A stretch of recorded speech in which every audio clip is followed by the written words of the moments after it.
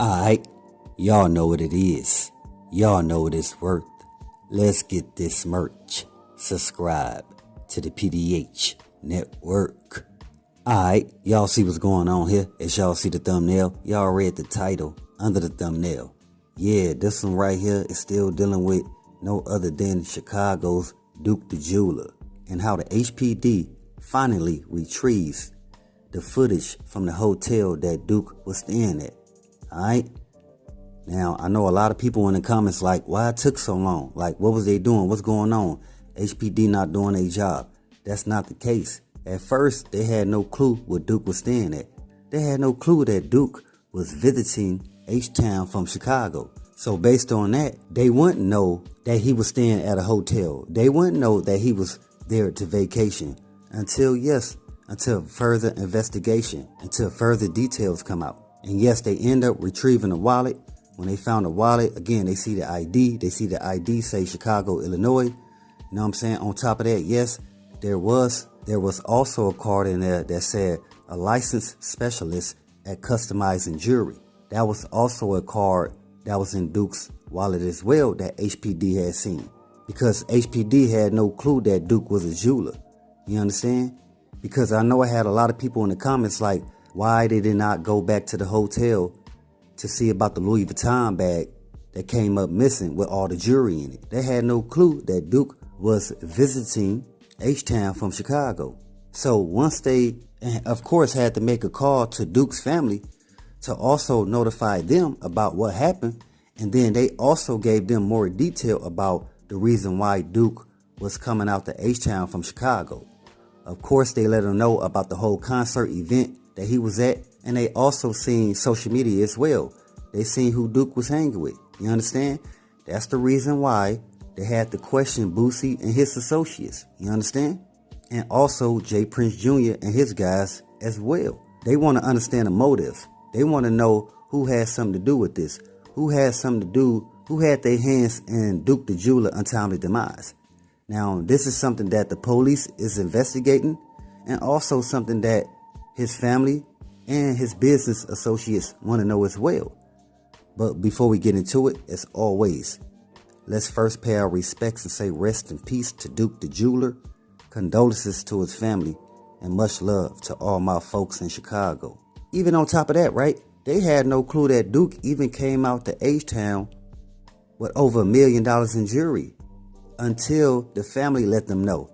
Even with the family letting them know, they still needed receipts. They still needed VIN numbers. They still needed merchandise code numbers and all these things that go along with the receipts. So the HPD can know, like, yeah, this is real. And of course, that information was also sent into the insurance. But yes, they have to notify the police upon what happened to the missing jewelry. So with that, again, everything take time. Y'all got to understand that, right? And also, like I told you guys before, right? There's no forced entry into the hotel. Like, y'all act like they came into the hotel with the blickies drawn out like, hey, which room Duke the Jeweler stay in? That didn't happen that way. Like I said, once they retrieved the hotel door key card, they was able to make their way to the hotel, walk in there regular, you know what I'm saying? Because why would they be rushing? Why would they, you know what I'm saying? Like, they gonna walk in regular so nobody won't notice what's going on. And at the same time, again, they have on masks. I know a lot of people like, they didn't say something with them having masks on. No, not in this day of time. Everything changed based around that 2-year lockdown that we was on. You dig? So there's no real validity behind someone wearing a mask. Matter of fact, a lot of times, most people don't even want to ask a person the reason why they wearing one. Matter of fact, y'all pay attention to a lot of workout gear and just a lot of different clothing. They have like the mask, they have the sweaters that you could pull up over your face. So it doesn't take much today to cover up your face is what I'm saying. And to do it from a casual point of view. Come on, man, they got Nike gear, they got Puma gear, all this kind of different gear that you can literally wear a mask that matches the outfit that you got on. Come on, man. So nobody's going to question that. You understand? Especially knowing that, you know what I'm saying, a lot of young rappers love to wear ski masks no matter what type of weather it is. And that's real talk. So again, a lot of people just got to be patient upon what's really going on. Because, first of all, a M1, it don't take 6 months. It don't even take a year. Most of the time, it take up to 2 years to even solve an M1 case. And that's real talk. So with that, even with them going back and, arresting a couple suspects here and there, they still have to understand the suspect place and Duke the Jeweler being sent up. They still have to go and do a proper investigation to understand the motive behind these suspects dealing with Duke the Jeweler untimely demise. Because it just don't work like, yeah, we got somebody, he's the guy. Like, no, they got to make sure this is the proper people that's involved. You understand? And also along with that, to also bring the story to a full circle of, again, what happened to the jury that was in the hotel. Again, that means the guys, once they blicky Duke the Jeweler up, went into his pockets, or they seen that in the car, that he didn't have a Louis Vuitton bag with him that they had seen at the dice game. So with that being said, they made their way back to the hotel where he was at. You know what I'm saying? Went into his room, walked in there, like I said, casually. Went into the room, seen the Louis Vuitton bag, is out of there. The whole reason why that's known, because again, the family had to let the police know. And also they had to bring in the paperwork pertaining to the jewelry that was missing from the inventory. Yes, again, insurance going to cover all that. But this is more of a bigger play of dealing with who had a motive behind sending Duke the Jeweler up. Yes, you have some people believe that he was walking around with a lot of jewelry. Even you coming to H-Town with a lot of jewelry without security, you basically asking for it. That's not the case at all. Again, on your mind, you're a businessman. You don't have it on your mind that other guys that got money, you know what I'm saying, they got a bunch of send-offs around them and they already plotting on you. You don't have no clue that this is going to happen.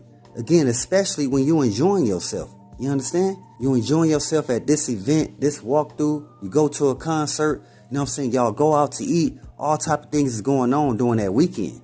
You understand? But at the same time, it still goes into the count that, no, man, this shouldn't have happened to Duke. You know what I'm saying? He wasn't that type of guy. And that's real talk. Again, you got a lot of people vouch for him. You know what I'm saying? Based on his maturity level. Based on what type of dude he is. And from word is, everybody keeps saying he was a cool cat. He wasn't a street dude. He was a real businessman. You know what I'm saying? Everything he did was basically investing right back into his family business and passing that on down to his son. You understand? Like I told you guys before, this is bigger than what y'all think it is. Again, I just know that this whole thing is going to take time, especially with Duke not being from H-Town. You know what I'm saying? Him being from Chicago. Like I said, man, they had to understand the reason why he was there. Once they seen that he was a jeweler, and also the family let them know that he was a jeweler, now they can understand why he had all this jewelry on him. Yes, it goes to show that Duke the Jeweler's jewelry, over $1 million in jewelry, was taken from the hotel room. The Louis Vuitton bag that he hopped on the elevator with, that everybody kept paying attention to, the same bag that a lot of guys had seen at the dice game because he had showed Boosie, J.Prince Jr., and a couple other cats the jewelry pieces that he had customized back in Chicago. So yeah, man, somebody knew what was going on. Also got some guys saying it was some people from Chicago that was at that table too, that was shooting dice as well. Does that automatically include that they had something to do with Duke untimely demise?